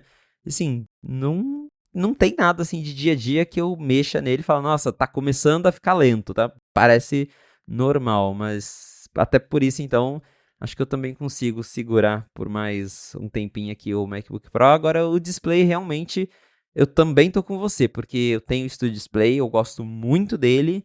Quando eu tô usando ele, eu não sinto falta de nada, né, do ProMotion, né, numa boa. Mas quando eu abro a tela do Mac, eu falo, nossa, a tela do do MacBook Pro, ela é bem mais bonita, né, tem o brilho mais forte, o contraste. Então, seria legal mesmo ter uma versão atualizada e parece que chega no ano que vem, né. O Gurman diz aí que todos esses produtos que ele listou estão previstos para o primeiro semestre de 2026. Então, na questão aí de um ano, já teremos boa parte pelo menos, desses novos produtos que ele comentou. Eu tava mexendo com coisa recentemente que envolvia HDR, então eu mexia com design, desenvolvimento e HDR. E aí eu não podia usar o Studio Display. Eu tive que deixar, porque o que é até um pouco desconfortável aqui na minha mesa, porque o espaço aqui é organizado para o Mac ficar fechadinho. Aí eu tive que meio que mexer no layout da mesa aqui para conseguir deixar a tela do Mac aberta para conseguir visualizar o que tinha de HDR, porque no Studio Display não dá. Então se vier pelo menos com HDR eu já fico muito feliz. Ah, com certeza. O episódio de hoje do A Fonte também é patrocinado pela Gorilla Shield, que segue oferecendo 5% de desconto cumulativo com os descontos do site se você for em gorillashield.com.br e usar o cupom GHZ no checkout para aproveitar a infinidade de capinhas de películas, de fones de ouvido. Aliás, os carregadores que eles oferecem, eu estou usando aqui na minha missão secreta, um carregador 3 em 1 do lado aqui da cabeceira da cama, fica para carregar o iPhone, carregar o Apple Watch, carregar os AirPods, tudo bonitinho ali, com uma luzinha até de cabeceira se eu precisar, um LEDzinho, e você pode aproveitar tudo isso, conhecer tudo isso. Acabou de chegar por lá um hub de conectividade 4 em 1 do Mac, que você deixa ele elevado, para ficar um pouco mais ergonômico de você digitar, e ele próprio tem 3 entradas USB 3.0, uma tipo C também, então para conhecer melhor tudo o que a Gorilla Shield oferece e aproveitar 5% de desconto cumulativo com os descontos do site, você vai em gorillashield.com.br, ou passa aqui na descrição para cair já com o cupom aplicado. Muito obrigado a Gorilla Shield pelo patrocínio de mais esse episódio da Fonte e pelo apoio a toda a Gigahertz. Bom, outro assunto que pintou aí na semana passada tem relação com os executivos ali da Apple que estão envolvidos nos trabalhos de modelos de IA, né? Apple Intelligence e afins. Teve uma reportagem também da Bloomberg que acho que é Rumin Peng, o nome dele, a pronúncia, eu não sei a certa pronúncia, mas ele era ali um dos executivos responsáveis pelos modelos de inteligência da Apple. E ele tá indo para a Meta. A Meta conseguiu recrutar ele. E na Apple, ele liderava uma equipe aí de mais ou menos 100 pessoas que cuidavam de vários recursos da Apple Intelligence, como por exemplo o Genmoji, as priorizações de notificações, os resumos. E a Apple vem perdendo bastante talentos em relação aí no segmento de inteligência artificial. Tem muita gente que está saindo para outras empresas e ao mesmo tempo a Meta tá bem agressiva em cima dessas pessoas, porque depois saiu uma outra reportagem falando que ele recebeu uma oferta de superior a 200 milhões de dólares para deixar a Apple e trabalhar lá na Meta. E tudo isso acontece enquanto a Apple está justamente apanhando para entregar os recursos prometidos da Apple Intelligence, né? Parece que a coisa não tá muito fácil para eles, né? É curioso porque um tempo atrás o Sam Altman falou que a Meta estava oferecendo 100 milhões de bônus para, entre aspas, roubar engenheiros deles, né, galera top de IA. E agora esse report aqui meio que corrobora e dobrou a meta, né? Dobra, é. A meta, não foi intencional. A meta dobrou a meta. Então, 200 milhões... Olha, eu não sei você, mas eu acho que por 200 milhões eu topava ir trabalhar na Meta. Não que eles iriam me oferecer isso, porque eu acho que eu não tenho, né, não querendo me desvalorizar, mas assim, eu imagino que esse talento top de IA tá super valorizado no mercado hoje em dia. E óbvio que assim, isso, né, eu acho que vocês já comentaram aqui, mas não é, vem trabalhar aqui, 200 milhões na sua conta, porque daí a pessoa se aposenta e se demite no dia seguinte, né? Não é assim, é aquele lance de ações, aí daqui 5 anos você recebe uma parte, daqui 10 anos outro, tem N cláusulas contratuais que a pessoa tem que cumprir, é quase como o plano de celular com fidelidade, né? Então, se você ficar 30 anos trabalhando aqui, eventualmente você vai ter recebido os seus 200 milhões, mas é uma coisa complicada e a gente já falou muito disso lá no ADT também. A forma como a Apple sempre trabalhou e continua trabalhando, ela vai muito contra a forma que essa galera de IA costuma trabalhar, que é uma coisa mais aberta e meio mais estilo, até nem Meta, mais estilo Facebook, de move fast and break things, de tipo, faz, lança, vê o que dá, se der problema a gente se vira aqui, pede desculpa, quem me conhece sabe, aquela coisa. Então, e a Apple não é assim, ela é toda cuidadosa, não divulga nada antes da hora, e aí teve esses lances do Apple Intelligence que a gente não sabe direito, mas tudo indica que não foi nem culpa do pessoal de IA, dos modelos, foi mais uma questão de integração com toda a parte de software, que o fato de ser 2 times separados, para mim, me bugou quando eu fiquei sabendo, porque não é como a Apple costuma trabalhar e não tem como dar certo ficar, tipo, a divisão de IA e a divisão de software e as duas estão brigando ainda por cima. Então não parece que foi essa galera de IA da Apple é ruim, não sabe fazer os modelos e por isso não é isso, tanto é que tá aí o cara sendo contratado por uma grana. Então, mas uma curiosidade que eu tenho, eu não sei se você parou já para pensar nisso, será que daqui, sei lá, 1 ano, um pouco mais, a gente vai começar a ver uns processos rolando de tipo a Apple alegando que a pessoa que foi trabalhar lá na outra empresa levou segredos industriais e quebrou NDA, porque na Califórnia não tem mais o lance de don't compete, né, da pessoa não poder se demitir e ir trabalhar imediatamente num concorrente, não existe isso lá. Mas existe NDA, existe, né, O cara não pode pegar todo o conhecimento que ele adquiriu no trabalho dele na Apple e ir lá e implementar o que ele estava implementando, né? Tem certas coisas que a pessoa não pode fazer. Então eu fico curioso, porque a Apple, a gente sabe, é uma empresa bem litigiosa e vingativa até. Então eu fico curioso para ver se vai acontecer alguma coisa nesse sentido. Eu acho que pelo menos um processinho vai acabar rolando. Ah, eu também acredito que eventualmente vai ter algum processo envolvendo, né, segredo industrial. Sempre acontece algo assim, não duvido mesmo. E é bem isso que você falou, vendo, né, tudo o que vazou sobre os bastidores dessa história de Apple Intelligence, não é que o pessoal não conseguiu fazer porque eles não sabem, mas é realmente um problema de gestão. Não rolou uma Uhum. boa gestão lá e não se entenderam no desenvolvimento, e isso acabou atrapalhando tudo. Tanto que, desde que a Apple passou essa vergonha pública, eles vêm internamente remanejando bastante gente ali internamente nos times de IA, fazendo o que é possível para correr atrás do prejuízo, né? Mas a cultura da Apple, nesse caso, não me parece que atrapalha um pouco eles mesmos, porque as outras empresas, Meta, OpenAI, é muito nesse estilo mesmo, né? A gente lança, se der ruim, deu ruim, a gente volta atrás, se funcionar, beleza. E a Apple não, a Apple quer lançar quando tiver tudo bonitinho, mas até quando, né? Quanto tempo vai levar para tudo ficar bonitinho? Então, são estilos diferentes, mas para isso da IA, que é uma coisa que muda tão rápido, né? Sempre falo com o Marcos mesmo, a OpenAI todo mês está anunciando alguma coisa nova, um recurso novo, e a Apple ainda se prende muito naquilo de uma vez por ano a gente anuncia coisas novas. Então, não sei até quando eles vão ficar nessa também, né? Porque a impressão que vai dando é essa, que eles estão ficando para trás. Vamos torcer para que eles finalmente consigam entregar a nova carangueja em abril do ano que vem e que a partir dali as coisas comecem a andar um pouco mais rápido para eles, né?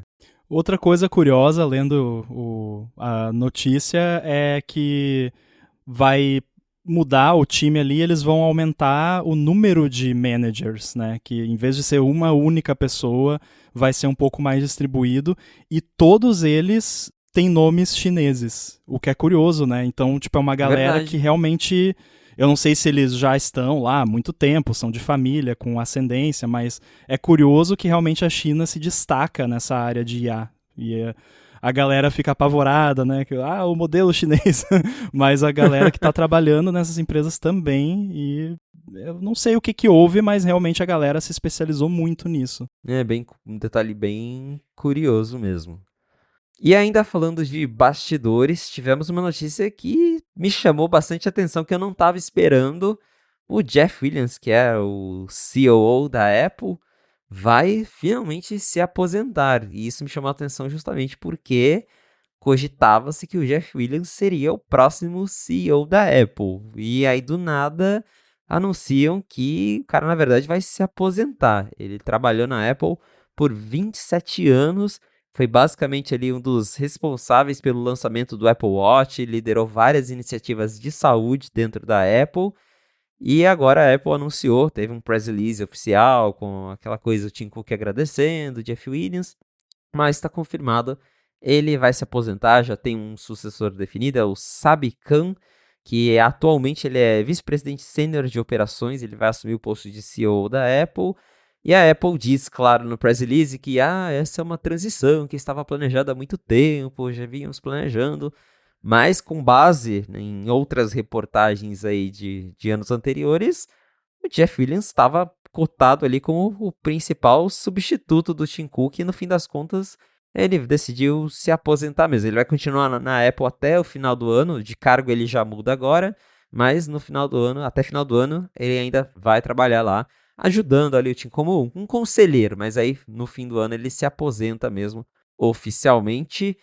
E é o que eu também sempre falo com o Marcos. Acho que uma questão da Apple é que toda a liderança da Apple é velha já, né? Então, tipo, o Tim Cook vai se aposentar porque aí vem vir o Jeff Williams, mas o Jeff Williams também é velho, então a galera tá se aposentando já. E no caso do Jeff Williams, pelo jeito, ele não quis nem esperar para ser CEO, ele só aceitou que deu o tempo dele ali dentro da empresa e saiu. Mas com isso fica, né, o questionamento. Quem que pode ser agora o próximo CEO da Apple? É bem curioso isso. Sempre que eu vejo essas notícias, a primeira coisa que eu penso é assim, é claro, tipo, por que que o cara vai querer... Imagina você, Felipe, nessa idade, eu não sei que idade ele tem. Pergunta pra Carangueja. Vamos ver se a Carangueja sabe. Ele tem 62 anos. Ele Então, trabalhou quase 30 na Apple. imagina você, Felipe, 62 aninhos, tá lá na flor da idade, trabalhou na mesma empresa por quase 30 anos. Você vai querer o quê? Se aposentar ali com os seus milhões de dólares ou arrumar mais pra cabeça? Porque, cara, CEO da Apple é só treta. É só treta, é só incomodação. Eu não ia querer, cara, de jeito nenhum. Se aposenta logo, vai curtir, vai, sei lá, abre uma padaria, faz qualquer É, coisa, menos ser CEO da Apple. o Scott Forstall, né, que foi pro teatro, umas coisas assim. Então, vai fazer uma coisa diferente, porque realmente é muita dor de cabeça ser CEO para uma pessoa que já passou ali quase 30 anos da sua vida se dedicando para a mesma empresa.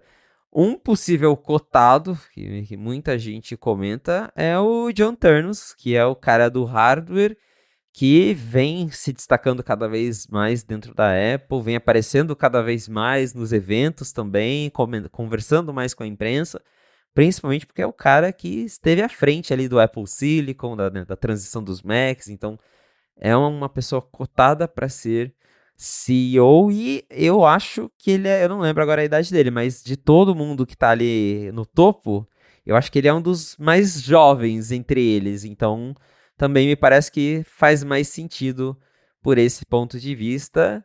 Mas é interessante ver que a Apple tá tendo várias mudanças aí em questão de gestão, de direção e também num assunto relacionado saiu no meio disso tudo que a partir de agora o time de design da Apple vai responder diretamente ao Tim Cook, que daí é outra coisa bem que eu ainda não sei o que achar, Medo. porque desde quando o Johnny Ive saiu da Apple, o design ficou uma coisa meio aberto, né? Parece que se perdeu ali aquela liderança forte de, esse aqui é o chefão de design. E agora eles resolveram colocar tudo isso em cima do Tim Cook, que assim, o Tim Cook não é um designer, né? O Tim Cook é um cara de operações. Então, ele já tem esses rumores que o Tim Cook não gosta de se envolver diretamente no desenvolvimento de produtos, porque ele fala, não, eu entendo de operação, né? Não de produto. E aí passar o design para ele, não sei, me assusta um pouco. A verdade é que, assim, sempre rola, né? Na época do Steve Jobs, aquela coisa. A verdade é que o Steve Jobs era CEO de uma Apple muito diferente do que ela é hoje em dia, e nem tudo que mudou tem a ver com a mudança do CEO. Tem a ver com a evolução natural de uma empresa gigante que foi se tornando cada vez maior e cada vez mais clientes, né, usuários de coisas e tudo mais.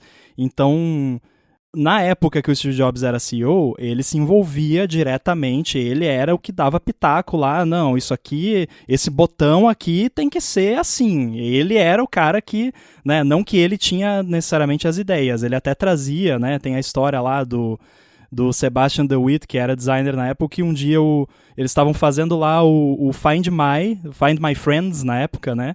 E aí, nenhum design o Steve Jobs gostava. Fizeram 50 versões, nenhuma ele gostou. Aí um dia ele abriu a porta do escritório deles, chegou lá, largou um pedaço de couro corintiano na mesa lá, falou, faz assim. E aí eles tiveram que fazer lá o negócio de couro costurado. Então, o Steve Jobs era assim, ele realmente se envolvia diretamente nas coisas, mas muito mais como um editor que traziam as coisas pra ele, e ele falava, isso aqui tá uma porcaria, isso aqui tá ok, isso aqui nem me mostra, porque eu não quero ver essa porcaria, né, porque a gente sabe que ele era bem, né, grosso, assim, quando ele não gostava das coisas. Então era isso. Eu não sei, né, vamos brincar aqui, se o Steve Jobs ainda estivesse por aí, duvido muito que ele seria CEO da Apple. E se ele estivesse envolvido, eu imagino que ele estaria envolvido mais com essa parte de design de produto. Porque o cargo de CEO da Apple, já há um bom tempo, é um diplomata. É como se fosse um diplomata de um país. Assim, é muita política, é muito treta de supply chain que tem que resolver, negociar, coisa regulatória. Então não é um cargo de decidir como vai ser o design do produto. Não que é isso que o Tim Cook vai fazer, né? Até porque a gente já estabeleceu que não é a vibe dele, mas não sei, pra mim parece que falta alguma informação nessa história. Tá muito estranho, assim, porque não faz sentido realmente. Imagina o Tim Cook lá, passou o dia inteiro quebrando a cabeça com o negócio da União Europeia, da treta do CAD no Brasil. Eu imagino o relatório que ele recebe todo dia lá, deve ter uma lista, deve ter quase todos os países do mundo, e em cada país do mundo onde a Apple atua tem alguma treta acontecendo que o Tim Cook tem que tomar alguma decisão ou pensar ou resolver alguma coisa. E aí imagina ainda ter que resolver se o canto arredondado vai ser 32 ou 64 pixels, sei lá. Não. Mexer Não na vai ser transparência isso. do iOS. Não vai ser isso. Ou então, eu vou criar uma teoria da conspiração aqui, o Tim Cook odiou o Liquid Glass e falou, não, agora sou eu que mando aqui. Mas acho que não, tô brincando.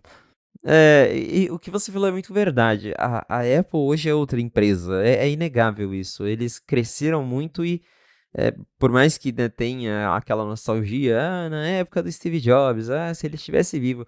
Mas era outra empresa, era uma empresa muito menor do que ela é hoje. E ela tem muito mais produtos do que ela tinha, né? A Apple antes era a Apple Computer. E aí com o iPhone começou a mudar, mas não tem nem comparação, né? O tanto que a Apple cresceu em tamanho, em responsabilidade, em variedade de produtos que ela oferece. Para fazer tudo isso funcionar, você precisa ali ter uma gestão diferente, né? O Jobs era muito apaixonado por aquilo, mas é isso, não vai ter outra pessoa igual ele que vai conseguir meter o bedelho em tudo que tá rolando dentro da empresa.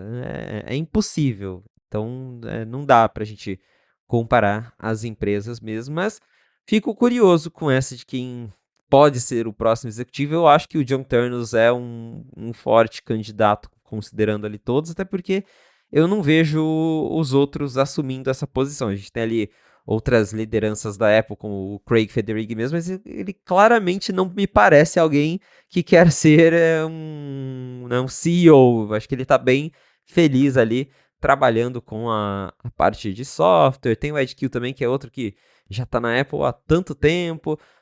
Um que até poderia ser, mas aí entra na questão de idade, né? O Greg Joswiak, que é hoje o chefão de marketing, até poderia ser um bom CEO, mas também já deve estar ali querendo se aposentar pelo tempão que ele está. Eu olhei até aqui agora, o Joswiak já está há mais de 30 anos na Apple, então dificilmente essa galera vai querer assumir a dor de cabeça de ser um CEO. Engraçado que a gente falando aqui agora, a impressão que dá, a gente não sabe se é de fato isso, mas é que o cargo de CEO é uma batata quente, né? Que, tipo, ninguém quer. Porque, primeiramente, a pessoa tem que querer também, né? Não adianta jogar no colo de alguém e falar, toma, né? Toma que o filho é seu. Parabéns, você é o CEO da Apple. Exato, não é teste de DNA do ratinho, né? Que tipo, você é o pai. Não dá, então tem que tem que ser uma coisa que a pessoa queira. E aí, se ninguém quiser, aí a última coisa que a gente quer é que a Apple tenha que trazer alguém de fora, que isso dá ruim, assim, dá muito ruim, né? Principalmente se for alguém da Pepsi. A história já diz isso, né? Mas assim, não me parece ser uma solução viável, então eles vão ter que achar alguém lá que, né, sei lá, tá passando o corredor lá, ô fulano, quer ser CEO? Sim. Vamos ver as cenas dos próximos capítulos, mas com certeza escutaremos muito mais sobre aí. Depois dessa mudança, devem rolar aí outros vazamentos que sempre acontecem, né? Sempre tem alguma fofoca de bastidor envolvendo os executivos da Apple. Uhum. Bom, e aqui continuando com a nossa pauta, temos uma exclusiva do 95Mac que trouxe uma revelação bem interessante com base no último beta do macOS que saiu. A gente já até comentou sobre isso numa fonte há bastante tempo, no próprio 95Mac, que a Apple tem um sistema chamado Presto, que ele permite a Apple atualizar os iPhones, no caso que hoje o sistema ele foi criado para iPhones, permite atualizar os iPhones sem que eles precisem abrir a caixa. Então, isso é bem útil, por exemplo, quando lança o iPhone novo, que sempre tem algum bugzinho que atrapalha ali a ativação do iPhone. Ano passado teve um que dava problema no backup, se eu não me engano.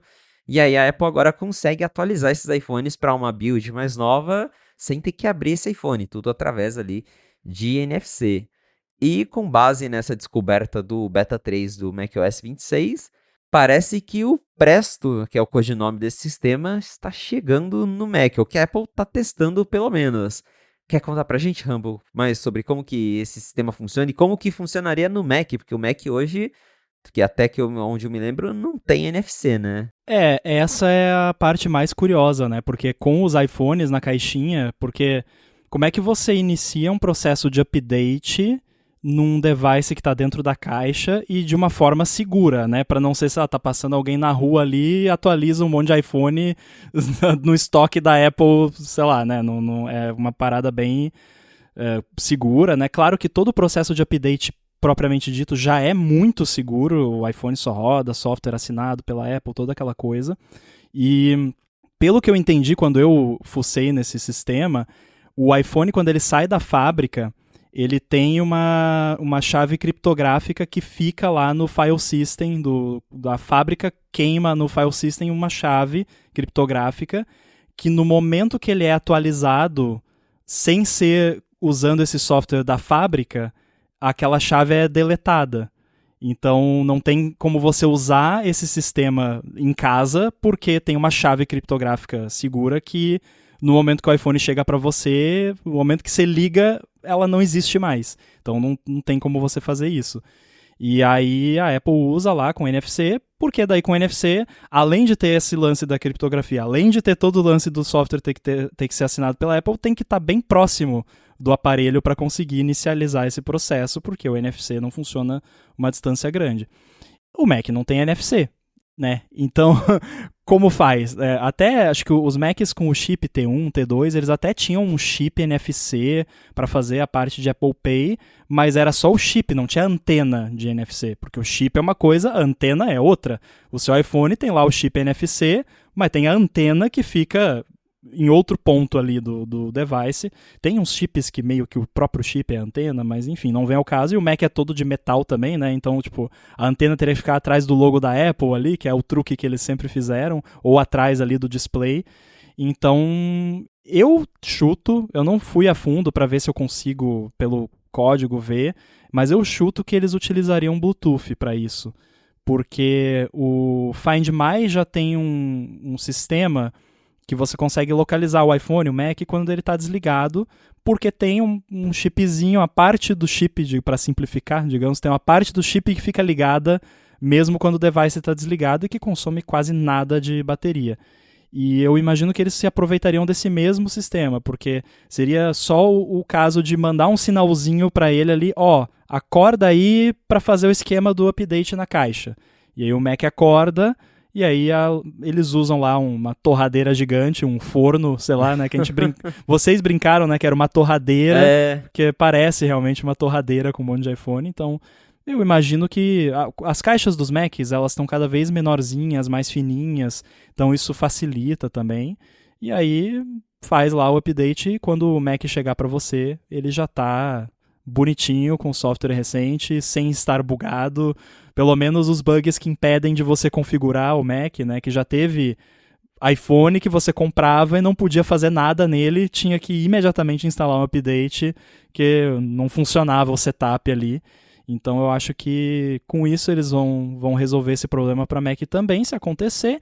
E eu até comentei com o Marcos, quanto tempo até eles pegarem isso e fazer um lance que, tipo, você compra o seu iPhone lá na Apple Store online e o seu iPhone já chega para você Activation Locked com o seu Apple ID. Já pensou que legal? E você consegue já até rastrear ele pelo Find My. Enquanto tá em transporte, você já tem lá o rastreio do iPhone e quando chega para você, você liga, bota lá a sua senha do Apple ID, bota lá o Two Factor e pronto, tá autenticado. Seria maneiro, né? Seria bem legal mesmo. Acho que não tá muito longe não, viu? Considerando tudo o que eles estão fazendo, principalmente com esse sistema Presto, me parece ser bem viável e vai ser interessante ver isso chegando nos Macs, porque, de novo, principalmente para o usuário leigo, já facilita muito. Porque a gente, acho que você é assim também. Eu, quando compro o iPhone novo, que geralmente a gente vem do beta, daí tem que passar para a versão final. Às vezes até já tem o ponto 1, que daí você já foi pro beta, tem todo o rolo. Quando eu compro um iPhone novo, eu já baixo o IPSW mais recente, o iPhone chega, já entra em modo DFU e eu já coloco a versão mais nova para saber que não vai ter dor de cabeça, não vou ter bug nem nada. Mas que a galera que não entende é aquilo, daí liga o iPhone, daí descobre que tem atualização, daí o negócio não funciona, Então, se a Apple consegue resolver isso antes do iPhone sair da loja, melhor para todo mundo, né? Com certeza, daí já chega tudo bonitinho, funcionando, e ninguém se estressa no... Ganhou o iPhone de Natal, daí chega lá, pô, vou configurar aqui, tem que esperar 2 horas para atualizar. É sempre assim. Bom, e para finalizar aqui nossa pauta, vamos falar dos futuros iPhones. Tivemos algumas coisas sobre iPhone 17 e também sobre o iPhone dobrável, que a gente vem escutando sobre ele há bastante tempo. Esses tempos saiu... Toda semana agora tem um, mas saiu um vídeo de um dummy, né, essas unidades falsas, mockups de iPhone 17 Air, que tem um acabamento mais bonitinho e dá para ter uma ideia melhor de como que vai ser esse iPhone. E embora eu não seja o público do iPhone 17 Air, porque meu negócio é câmera, bateria, então eu vou continuar comprando o iPhone Pro, me surpreende muito quão fininho é esse iPhone 17 Air. O negócio realmente tá bem impressionante, né? Eu, eu dei uma pausa aqui porque eu tava de novo vendo essa imagem e a minha esperança é porque todo ano tem esses dummies, né, esses mockups físicos mesmo dos devices, e todo ano eu acho eles horrorosos. E aí quando a Apple vai lá e lança, não é horroroso. Então é porque realmente não é qualquer um que consegue fazer ali um negócio físico que parece o que a Apple vai fazer. Por exemplo, nesse do iPhone Air, a Apple passou, sei lá, quantos minutos na keynote da WWDC, fora sessions, falando de concentricidade de cantos arredondados. Aquele platô da câmera ali não tá nem um pouco concêntrico com o resto do case. Eu duvido que a Apple lançaria um negócio assim. Pelo amor de Deus, não façam isso, né? Agora, falando da questão da espessura, é realmente impressionante. Se for assim, vai ser muito legal. E não vai ter 5 minutos do lançamento, já vai ter alguém tentando dobrar o iPhone, né? Com certeza. Tá aqui o iPhone Fold que só dobra uma vez, né? Pois é, tenho certeza que vai ter alguém tentando dobrar, e ao mesmo tempo que tiveram aí mockups do iPhone Air, também tivemos mockups novos do iPhone 17 Pro. E é o que você falou, sempre ter esses mockups, a galera se assusta, e geralmente a versão final é mais refinada, porque é a versão final, a versão que a Apple faz com materiais, né, mais premium. Esses mockups geralmente são de plástico, então não dá para ter uma ideia exatamente como vai ser a cor. Mas essa câmera do Pro, com base no que tá vazando, ainda me assusta um pouco. É o tipo de coisa que eu espero que a versão final seja mais refinada do que o que estamos vendo, porque não sei, esse retângulo atrás, que daí tem as lentes sobressaídas por cima, não me desceu ainda. Vocês não estão me vendo porque só tem áudio, mas eu estou fisicamente cringing aqui porque, cara, é muito feio. Eu realmente espero que seja só o mockup. E uma coisa que me irrita sobre esse design, mas isso eu acho que realmente vai ser assim mesmo, é o fato das lentes das câmeras saírem mais pra fora ainda. Tipo, você fez um trampolim gigante na traseira do iPhone, grosso, e além disso ainda as câmeras saem mais pra fora ainda. Porque eu conseguiria aceitar, por exemplo, vamos colocar aqui uma barrinha que cobre toda a parte de trás do iPhone, porque aí quando você deixar ele em cima da mesa e for mexer nele, ele não vai ficar balangando Sim. ali, né? Porque daí vai ter uma plataforma inteira em cima que vai cobrir toda a parte, então ele fica bonitinho ali, ficaria até confortável de usar, porque daria um ângulozinho bacana, mas poxa, pra que fazer isso, sabe? Se não é pra ser uma parada lisa, flat, se as câmeras ainda assim vão sair mais pra fora, então não faz essa coisa horrorosa atrás. Então eu acho que mesmo quando sair a versão final, eu ainda vou demorar um tempo pra me acostumar com isso. Por outro lado, a gente achou horroroso quando a Apple fez também o lance das 3 câmeras, com o bump ali. São coisas que... design é meio como moda, e tem o lance também da... A Apple às vezes faz umas coisas um pouco absurdas, assim, digamos assim, pra chamar atenção, porque daí você vai estar andando por aí com o iPhone e a pessoa consegue ver que é o iPhone novo. Tem sempre esse lance de mostrar que você tem a versão mais nova do iPhone, então tem que ter alguma coisa, e aí eles resolvem fazer, às vezes até, vamos botar um negócio horroroso atrás pra ver se a galera compra mesmo assim, e pra ver se aumenta as vendas, porque por mais que seja um negócio horroroso, vai ter um monte de gente que vai querer porque é diferente e as pessoas vão ver que é diferente. Tem toda a questão do luxo do iPhone, né? Já falaram sobre isso aqui, a gente já falou sobre isso no ADT também. Então vamos ver, eu ainda tenho esperança que quando sair a versão de verdade eu vou achar um pouquinho melhor. Eu também tô nessa esperança de que a versão final tenha ali, né? É que daí tem aquela coisa, tem um videozinho bonitinho da Apple, os renders bonitos, a cor vai ser mais bonita pessoalmente, aí a gente acaba às vezes aceitando, mas eu também acho que esse bump sobre bump na câmera poderia ser só uma coisa flat ali. Se fosse aquela barra preta toda flat com a lente por baixo, beleza, acho que seria uma boa. Mas desse jeitinho que tá vazando, eu espero que não seja assim. E ainda falando aqui de iPhones também, de rumores, temos rumores de iPhone dobrável que já temos há bastante tempo, na verdade, né? Toda semana tem alguma notícia de dobrável. Mas parece que a Apple tá já se encaminhando mesmo para fazer acontecer de fato, porque até em algum tempo atrás era sempre assim, a Apple tá explorando, a Apple tá testando vários formatos, ela ainda não sabe qual vai ser, mas agora parece que ela já bateu o martelo ali na ideia de fazer um iPhone foldable. Tiveram recentemente reportagens que a Apple já está no estágio inicial de prototipagem desse primeiro iPhone dobrável, e agora, segundo uma reportagem recente, tudo indica que a Apple já está realmente conversando aí com os fornecedores. No caso, a reportagem fala sobre a tela, que a Apple já teria encomendado as telas dobráveis OLED da Samsung para fazer esse iPhone dobrável, que supostamente deve chegar aí no máximo até 2027, mas já tem rumor otimista, acho que do Gurman, falando que podemos ver o iPhone dobrável já no final do ano que vem. E o Marcos sempre fala que de dobrável nós conversamos, eu mesmo já testei vários. Acho legalzinho, mas também não é nada que muda assim minha vida, né? Tanto que continuo tendo aqui o iPhone. Mas e você, Ramos? Você já teve experiência com dobrável? Já testou? Tem vontade? Acha legal? Eu acho mó legal, mas não vejo muito uso pra mim, assim.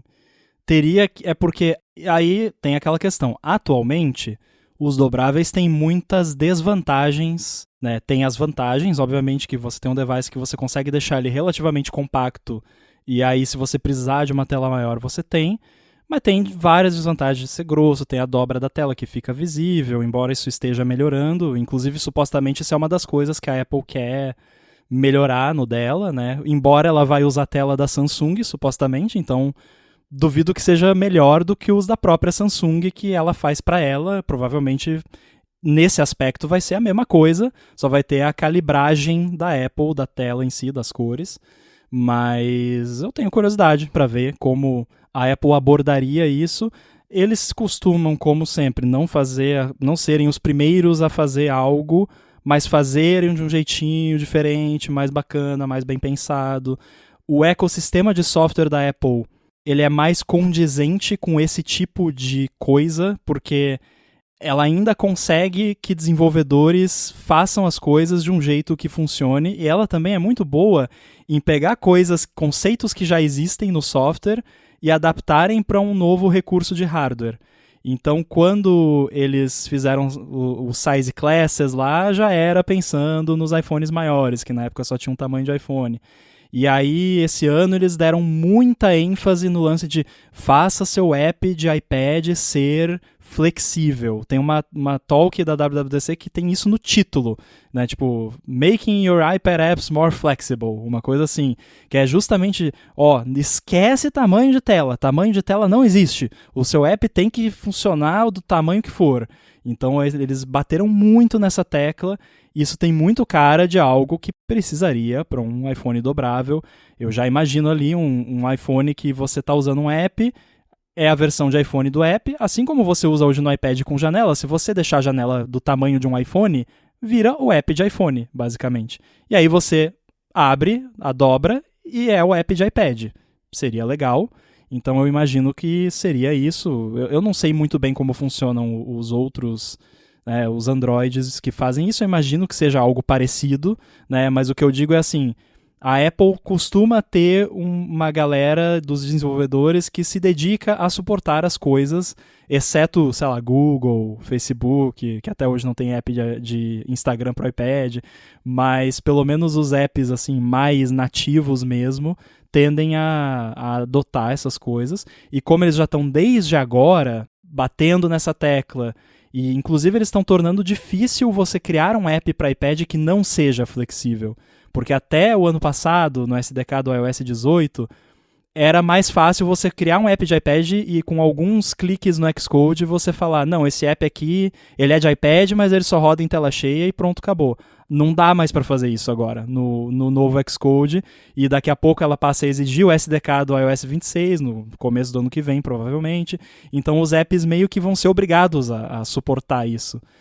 Agora, essa timeline, eu não sei você, mas a gente tem experiência com coisas de Apple, com rumores e tal.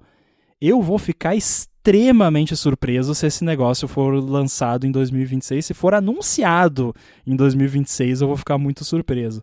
Eu chuto mais cedo 2027. E olhe lá. Enquanto não tiver um código de modelo de verdade, tá aqui, o código é D42 não sei o que. Provavelmente não vai ser, porque vai ser outro prefixo, né, imagino.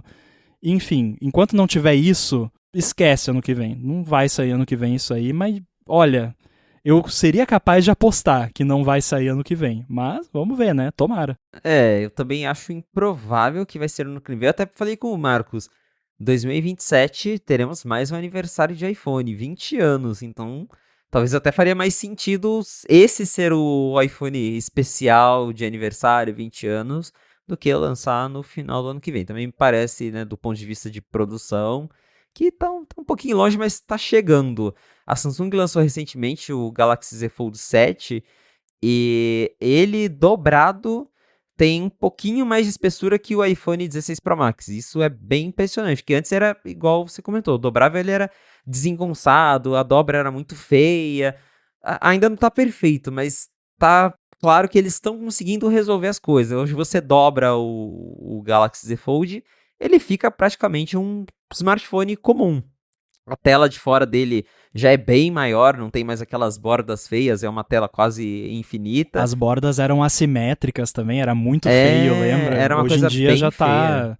Esse novo aí realmente foi o primeiro que eu vi, assim, que eu pensei, tá legal isso aqui, né? Que nem o Marcos falou, se rodasse iOS, né? tá bonitinho, assim, já tá...